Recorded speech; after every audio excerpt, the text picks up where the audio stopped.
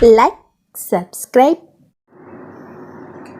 Hi everyone, welcome to Achievement Mindport for all competitive exams. Today in our session we discussing about TS State 2022 जो 12th Sunday को conduct किया गया था, उस वहाँ से जो क्वेश्चन पेपर्स लिए गए थे, तो सारे क्वेश्चन पेपर्स के रिलेटेड आज हम सेशंस को डिस्कस करने वाले हैं। तो चलिए फिर सेशन को देखिए, जल्द से जल्द सेशन को शेयर भी करते चलिएगा। एंड जो हमारे साथ न्यू है, do like, subscribe and hit bell icon for latest update. आप हमारे साथ जुड़ सकते हैं टेलीग्राम, इंस्टाग्राम पर, दोनों के लिंक्स प्रोवाइडेड है डिस्क्रिप्शन बॉक्स में। एंड यहाँ पर हम नेक्स्ट सेशन में डिस्कस करने वाले हैं कि सेशन कौन से मीडियम का डिफ़िकल्टी लेवल यहाँ पर बढ़ा दिया गया था, कौन से लेवल के स्टूडेंट्स को यहाँ पर डिफ़िकल्ट फील हुआ था, ये सारे हम एक सेशन में डिस्कस करने वाले हैं। तो हिट बेल आइकन करना मत भूलिएगा, क्योंकि जब भी हम लेटेस्ट अपडेट डालेंगे आपके पास एक नोटिफिकेशन आएगा जिससे आप हमारे साथ जुड़ सकते हैं। एंड सेशन के यहाँ पर हम जो क्वेश्चन पेपर्स हैं उनको भी यहाँ पर स्टेप 1 बाय 1 हम यहाँ पर सारे सॉल्व करते चलेंगे। तो जुड़े रहेगा हमारे साथ एंड साथ ही साथ सेशन को शेयर भी करते चले। तो चलिए फटाफट सेशन शुरू करते हैं। आज का जो है यहाँ पर इंग्लिश मीडियम एंड जो है हिंदी के related students, Hindi English combination वालों के लिए आज का सेशन है, तो बहुत ही इंटरेस्टिंग होने वाला है सेशन को। तो पार्ट 2 में यहाँ पर हिंदी लैंग्वेज 1 जो है यहाँ पर बहुत ही इजी रहा। तो चलिए डिस्कस करते हैं आंसर की इसके रिलेटेड। पेपर 2 हिंदी लैंग्वेज 1 देखें, निम्नलिखित पद्यांश यहाँ पर दिया गया है, जो कि यहाँ पर एक आपको पद्यांश दिया गया, उसके रिलेटेड कुछ प्रश्न दिए गए, यानी कि यहाँ पर 31 से लेकर 35 तक पद्यांश के क्वेश्चंस रहे। ये जो हिंदी पेपर जो है बहुत ही आसान वे में दिया गया है। तो चलिए फिर सेशन शुरू करते हैं। निम्नलिखित पद्यांश को पढ़िए, दिए गए प्रश्न के उत्तर पहचानिए। कौन सा पद्यांश दिया गया है, चलिए देखते हैं। नए युग में विचारों की नई गंगा बहाओ तुम, कि सब कुछ बदल दे ऐसे तूफान नहाओ तुम। अगर तुम ठान लो तो आंधियों को मोड़ सकते हो, अगर तुम ठान लो गगन के तारे तोड़ सकते हो, अगर तुम ठान लो विश्व के इतिहास में अपना सुयश का एक नव अध्याय भी जोड़ सकते हो। तुम्हारे बहुबल पर विश्व के भारी भरोसा है, उसी विश्वास को फिर आज जन जन में जगाओ तुम। इस प्रकार यहाँ पर पद्यांश दिया गया है। तो चलिए आंसर भी बहुत ही डायरेक्ट वे में पूछा गया है एंड आंसर्स जो है आपको यहाँ पर पद्यांश में ही मिलने वाले हैं। तो चलिए देखते हैं। फर्स्ट क्वेश्चन जो है पद्यांश का, पद्यांश में इस युग की बात हो रही है। ऑप्शन चलिए देखिए, फर्स्ट प्राचीन, सेकंड मध्य, तीसरा है आदि, फोर्थ है नवीन। तो इस प्रश्न का सही आंसर जाता है 4 ऑप्शन, नवीन युग की बात चल रही है। नेक्स्ट क्वेश्चन देखिए 32 क्वेश्चन, कवि डैश को मोड़ने और डैश को तोड़ने के लिए कहा गया है। ऑप्शंस देखिए, फर्स्ट वन आंधियों और तारों, सेकंड तूफान और तारों, थर्ड आंधियों और विश्व, चौथा है विश्व या तूफान। इनमें से आपको सही आंसर पहचानना था। देखिए यहाँ पर पैसेज में आपको डायरेक्ट वे में पूछा गया, आंधियों को मोड़ना है, तारों को यहाँ पर तोड़ना है। 2 आपको यहाँ पर आपके पद्यांश में इजी में आपको यहाँ पर विजिबल होंगे। तो इस प्रश्न का सही आंसर जाता है आंधियों को मोड़ना और तारों को तोड़ना।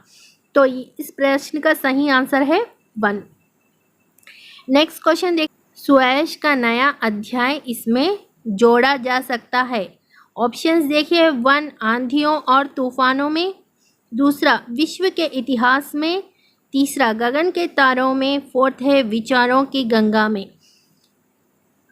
तो इस प्रश्न का सही आंसर है वो है 2 ऑप्शन, विश्व के इतिहास में नया यश यहाँ पर सुयश अब कर सकते हैं, जोड़ सकते हैं। नेक्स्ट देखिए 34 पद्यांश में प्रयुक्त नभ का समान अर्थ है। यहाँ पर अर्थ पूछा गया है। फर्स्ट देखिए ऑप्शन 1 तारे, दूसरा है गगन गंगा, तीसरा है गगन, चौथा है आंधी। तो नभ जो है ये गगन को कहा जाता है। यहाँ से देखा जाए तो 34 का आंसर जो है 3। नेक्स्ट क्वेश्चन देखिए, संसार का विश्वास इस पर है, किस पर है, यहाँ पर पद्यांश में दिया गया है। तो यहाँ पर देखिए फर्स्ट ऑप्शन बहुबल पर, दूसरा है जन जन पर, तीसरा है इतिहास पर, चौथा है सुयश पर। किस पर यहाँ पर दिया गया है? बहुबल पर दिया गया है। बहुबल पर संसार का विश्वास जो है जुड़ा हुआ है। 35 का जो ऑप्शन सही है वो है 1। नेक्स्ट क्वेश्चन देखिए, गिरिजा कुमार माथुर जी का प्रमुख रचना है। ऑप्शंस देखिए, फर्स्ट न्यू साइज ऑफ फेराइज, दूसरा है मैं वक्त के हूँ सामने, तीसरा है त्रिधारा, चौथा है सूरज का रथ। तो इस प्रश्न का सही आंसर है मैं वक्त के हूँ सामने। ये गिरिजा कुमार माथुर जी के द्वारा प्रमुख रचना है। नेक्स्ट देखिए, इस प्रश्न का 36 का सही आंसर जाता है 2। तो नेक्स्ट क्वेश्चन देखिए 37, निम्न में से यहाँ संत और समाज सुधारक कवि है। आपको 4 कवियों के नाम दिए गए हैं, आपको यहाँ पर चयन करना है जो यहाँ पर रिलेट करते हैं संत और दोनों के लिए प्रसिद्ध है। तो संत समाज सुधारक कौन से कवि है? चलिए ऑप्शंस देखिए, 1 कबीरदास, दूसरा है सुरेंद्र विक्रम, तीसरा है शकील वद्यायुनी, चौथा है विनय चंद्र मौदगल। तो इस प्रश्न का सही आंसर जाता है 37 का 1 कबीरदास जो है संत है एंड समाज सुधारक है। नेक्स्ट क्वेश्चन देखिए 38, 8वीं कक्षा के दिल्ली से पत्र पाठ में पत्र इसने लिखा, किसने लिखा? आपको यहाँ पर चेंज करना है। फर्स्ट देखिए ऑप्शंस यहाँ पर देख लिए, फर्स्ट सनी, दूसरा है वशीर, तीसरा है रशीदा, चौथा है मेधा। तो इस प्रश्न का सही आंसर है सनी ने पत्र लिखा था। 8वीं कक्षा से लिया गया है ये प्रश्न। नेक्स्ट क्वेश्चन देखिए, निम्न में से यहाँ संयुक्त अक्षर शब्द है। ऑप्शंस देखिए, फर्स्ट रस्सी, दूसरा है चक्की, तीसरा है सब्जी, चौथा है बिल्ली। तो इस प्रश्न का सही आंसर जाता है 39 का 1 एंड 40 में क्वेश्चन चलिए डिस्कस करते हैं। मैं तुझे गरीब डैश क्वेश्चन मार्क, बाकी की पूर्ति के लिए सही उत्तर है। आपको यहाँ पर सही उत्तर चेंज करना है, जो यहाँ पर जो खाली यहाँ पर दिया गया है, जो फिल इन द ब्लैंक यहाँ पर दिया गया है, जो यहाँ पर फुलफिल हो सके। तो यहाँ पर ऑप्शंस देखते हैं, फर्स्ट लगता है, 2 सेकेंड लगती है, थर्ड लगते हैं, फोर्थ लगता हूँ। तो यहाँ पर देखिए बहुत ही इजी में यहाँ पर पूछा गया है। देखिए लगता है, लगते हैं, लगती है, ये सारे नहीं होते। मैं तुझे गरीब लगता हूँ। तो इस प्रश्न का सही आंसर जाता है 40 का 4।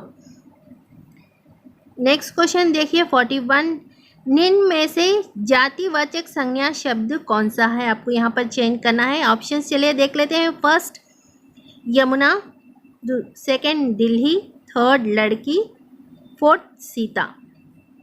इस प्रश्न का सही आंसर जातिवाचक संज्ञा पूछा गया है, कौन सा जातिवाचक संज्ञा है? तो यहाँ पर थर्ड जो है लड़की जो है ये इस प्रश्न का सही आंसर है 3। 41 का आंसर 3 ऑप्शन सही है। नेक्स्ट 42, मेरी दीदी डैश विवाह हैदराबाद डैश होने वाला है।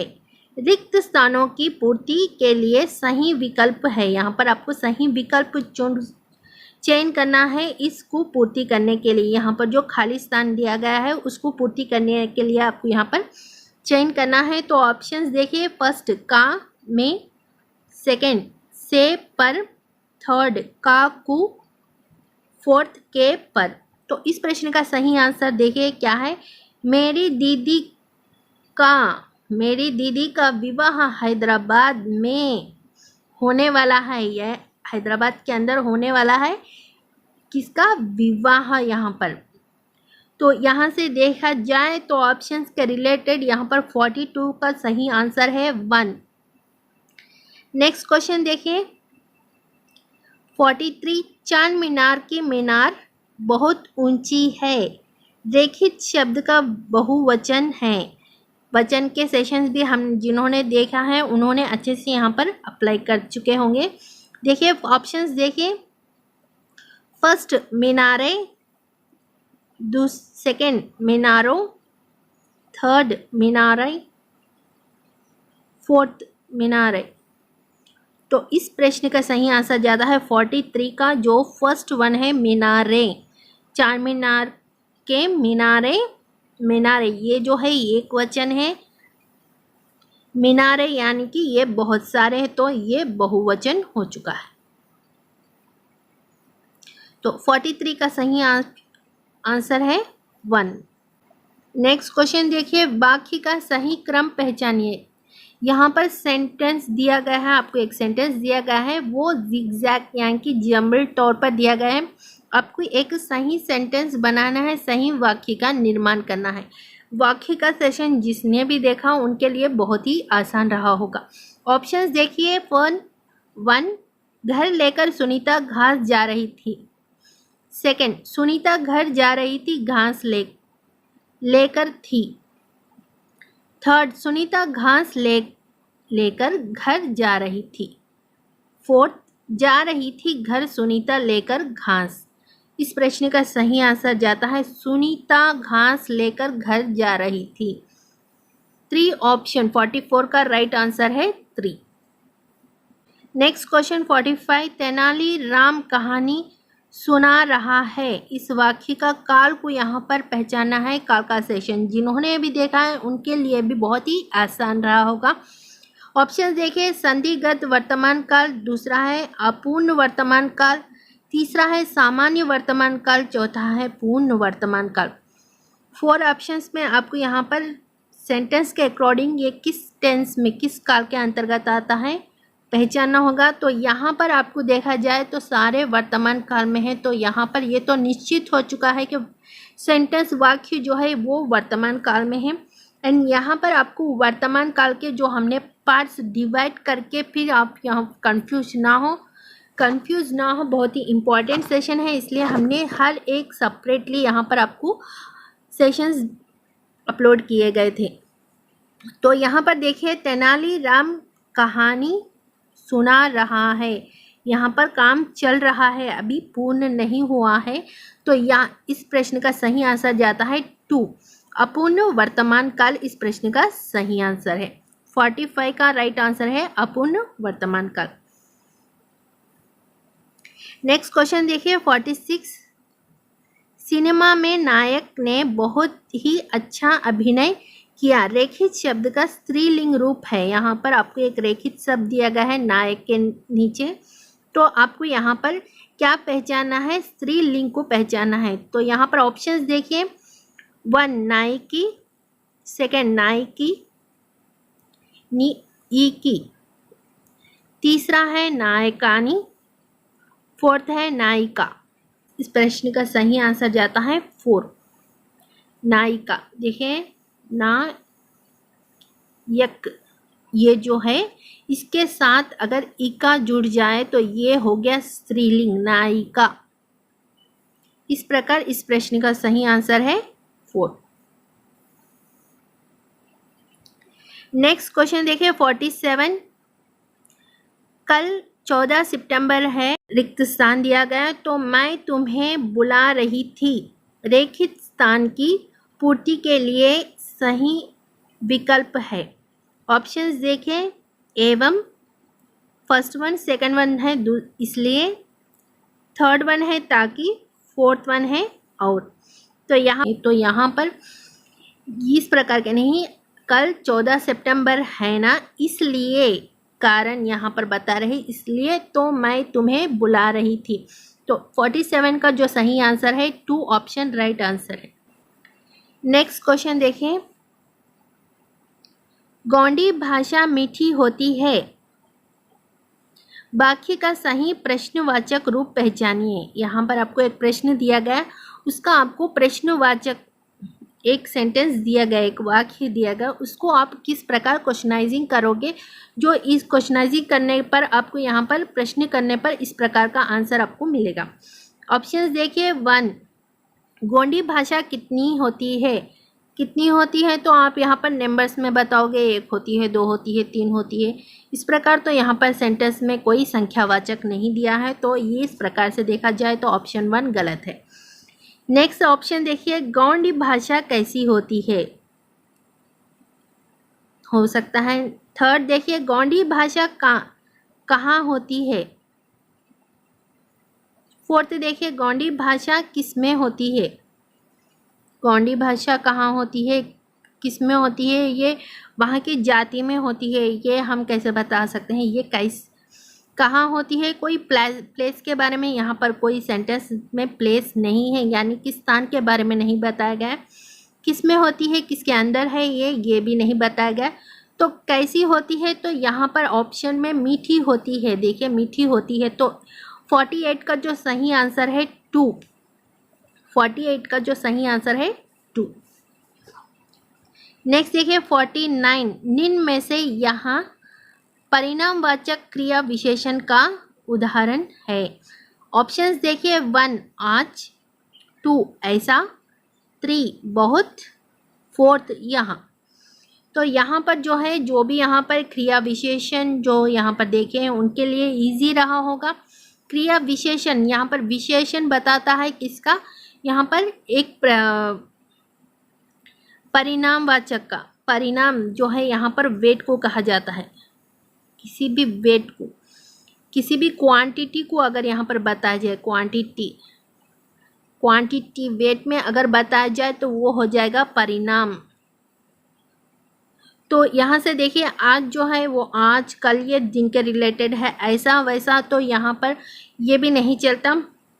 यहाँ वहाँ की बात नहीं हो रही है, किधर कहाँ, ये बात नहीं हो रही।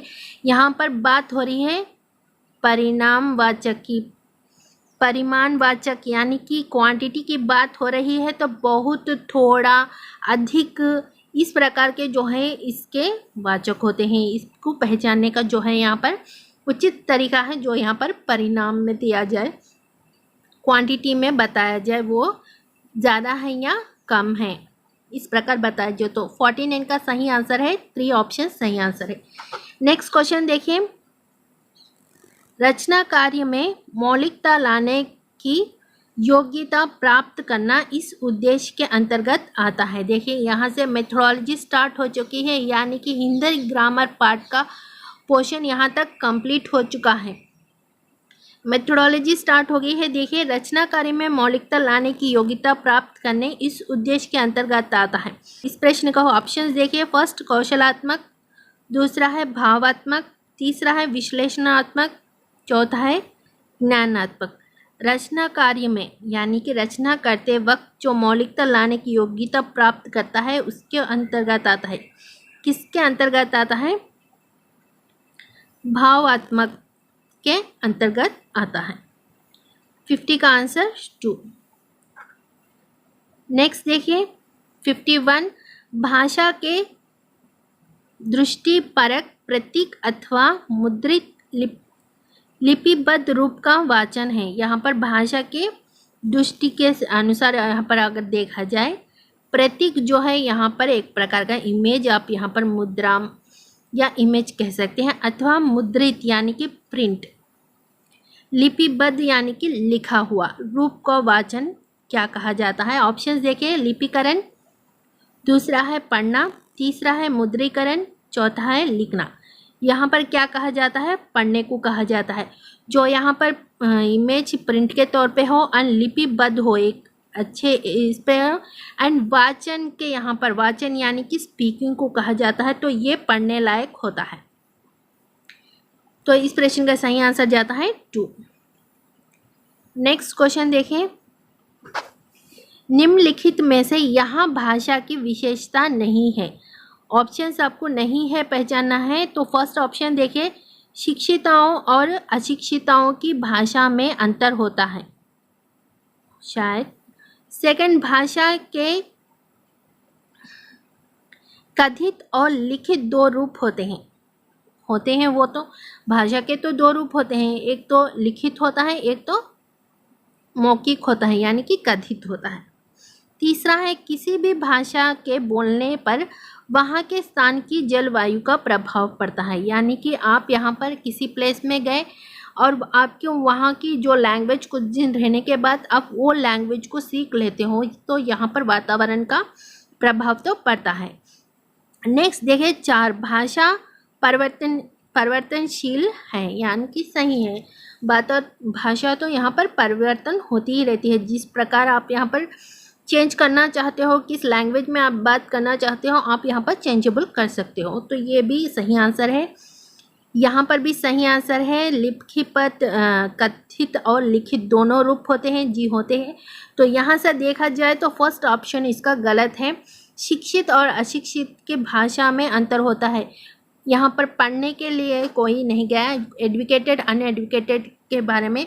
भाषा में उनके सही वही प्रकार की भाषा होती है जो वो यूज़ करते हैं, जो आसपास वो बोलते हैं, जो जिस प्रदेश में होते हैं। नेक्स्ट क्वेश्चन देखें। छात्र का क्रियाशीलता का सिद्धांत संपूर्ण शिक्षण में सर्वप्रथम महत्व रखता है, इस कथन के प्रतिपादक है। ऑप्शन देखिए, फर्स्ट रिस्क, सेकंड दूसरा है रायबन, थर्ड है हर्न, फोर्थ है पिनसेट। तो इस प्रश्न का सही आंसर है रायबन। नेक्स्ट क्वेश्चन देखें। इस प्रश्न के द्वारा छात्र की अभिव्यक्ति और लेखन क्षमता दोनों की परीक्षा हो जाती है। एक में दोनों की परीक्षा हो जाती है छात्र की जब परीक्षा करते हैं। किन प्रश्नों के द्वारा ये छात्र के दोनों विकसित होते हैं? अभिव्यक्त भी होती है और उनके लेखन कार्य दोनों जो है यहाँ पर फुलफिल होते हैं। बहुविकल्प, ऑप्शन देखिए, बहुविकल्प, दूसरा है अनुपात पूर्वक, तीसरा है निधानात्मक, निबंधात्मक, चौथा है वस्तुनिष्ठ। ये सारे जो है option and choose the correct answers में आ जाते हैं आपके। यहाँ पर देखिए तीसरा निबंधात्मक में जो आप यहाँ पर व्यक्त करना चाहते हैं वो बच्चा यहाँ पर अभिव्यक्त कर सकता है, किस प्रकार? लिख कर। दोनों यहाँ पर हो जाते हैं एक ही एग्जाम में, निबंधात्मक में। नेक्स्ट क्वेश्चन 55 देखिए। पाठ्य पुस्तक शिक्षा का डैश है, उन्हें डैश ना समझे, रिक्त स्थान में आने वाले शब्द क्रमांश है। यहाँ पर आपको एक क्रमांश में ब्लैंक को फिल करना है। ऑप्शन देखिए, फर्स्ट साध्य और ज्ञान, दूसरा है साधन साध्य, तीसरा है ज्ञान साधन, चौथा है साध्य साधन। यहाँ पर साधन नहीं होना चाहिए, साधन जो है यहाँ पर इंस्ट्रूमेंट कहा जाता है। साध्य होना चाहिए जो कि यहाँ पर फ्रीडम हो एंड यहाँ पर सर्वांगीण विकास हो। एक ही पॉइंट पर बच्चे को नॉलेज ना दिया जाए, बच्चे को बाहरी दुनिया से भी जोड़ा जाए, यानी कि फुल फ्रीडम हो, फुल इंडिपेंडेंट हो। बच्चे को यहाँ पर स्कूल तक ही सीमित ना करे, उसका ज्ञान जो है बाहरी दुनिया से भी जोड़ा जाए। तो यहाँ पर साध्य फोर्थ ऑप्शन सही है 55 का। नेक्स्ट देखिए 56 से 60 आप यहाँ पर एक गद्यांश दिया गया है। निम्नलिखित गद्यांश को पढ़िए, दिए गए प्रश्नों को के सही उत्तर पहचानिए। अब पैसेज जल्द से जल्द गद्यांश हम पढ़ लेते हैं। निरक्षरता किसी भी स्पष्ट समाज एवं स्वयं व्यक्ति के लिए कलंक है। निरक्षर व्यक्ति के पास सोचने समझने की स्वतंत्रता शक्ति नहीं होती है।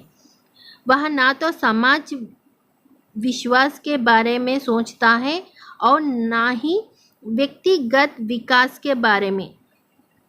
निरक्षर व्यक्ति अच्छे बुरे, उचित अनुचित, कर्तव्य अकर्तव्य के बीच में अंतर नहीं कर पाता है। निरक्षरता के कारण देश को अच्छे नागरिक नहीं मिल पाते हैं। उन्हें अपने अधिकारों और कर्तव्यों का भी ज्ञान नहीं हो पाता है। अंत, देश में अज्ञानता और निरक्षरता को जड़ से मिटाने के लिए सामूहिक प्रयत्न आवश्यक है।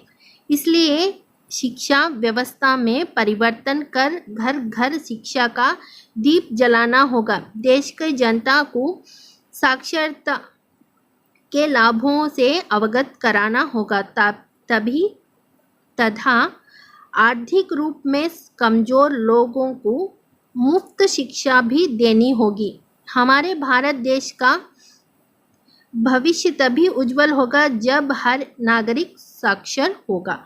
इस प्रकार यहाँ पढ़ाई पर जो अनपढ़ है एंड जो पढ़े लिखे हैं उनके बीच में यहाँ पर एडुकेटेड अनएडुकेटेड दोनों के बीच में यहाँ पर गद्यांश को प्रस्तुत किया गया है। बहुत ही आसान में यहाँ पर दिया गया है।